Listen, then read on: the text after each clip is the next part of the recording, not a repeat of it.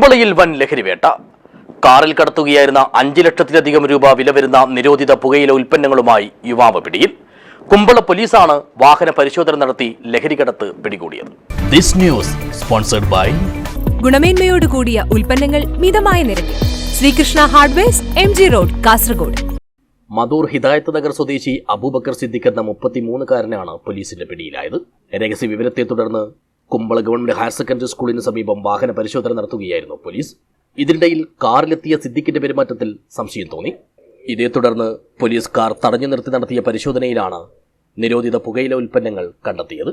12ഓളം plastic ചാക്കുകളിലാക്കി കാറിൽ സൂക്ഷിച്ചു വെച്ച നിലയിലായിരുന്നു പുകയില ഉൽപ്പന്നങ്ങൾ. ഇവയ്ക്ക് ഏതാണ്ട് 5.5 ലക്ഷത്തിലധികം രൂപ വില വരുമെന്നാണ് കണക്കാക്കുന്നത്.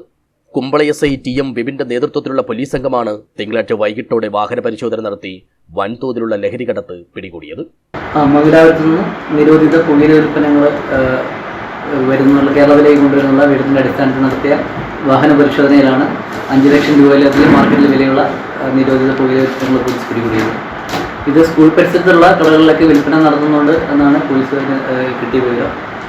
അപ്പോൾ ഇത് കടത്തിക്കൊണ്ടുവന്ന അബൂബക്കർ സിദ്ദിഖ് എന്ന ആളെ അദ്ദേഹത്തിന് 8 കാർ പോലീസ് കസ്റ്റഡിയിൽ എടുത്തിട്ടുണ്ട്. അപ്പോൾ വരും ദിവസങ്ങളിൽ കൂടുതൽ പോലീസ് വാഹന പരിശോധന ശക്തമാക്കിയാണ്. ഇതിൻ്റെ പുറകിൽ വലിയ ഒരു ലോബി ഉണ്ടെന്നാണ് പോലീസ് മനസ്സിലാക്കുന്നത്.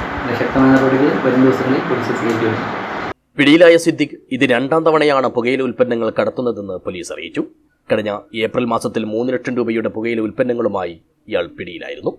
കർണാടകയിൽ നിന്നും കാസർഗോഡ് ജില്ലയിലെ ഉൾനാടുകളിൽ ചില്ലറ വിൽപ്പനയ്ക്കായി കൊണ്ടുവരികയായിരുന്നു പാൻ ഉൽപ്പന്നങ്ങളെന്നും പോലീസ് വ്യക്തമാക്കി. News bureau, Uppala.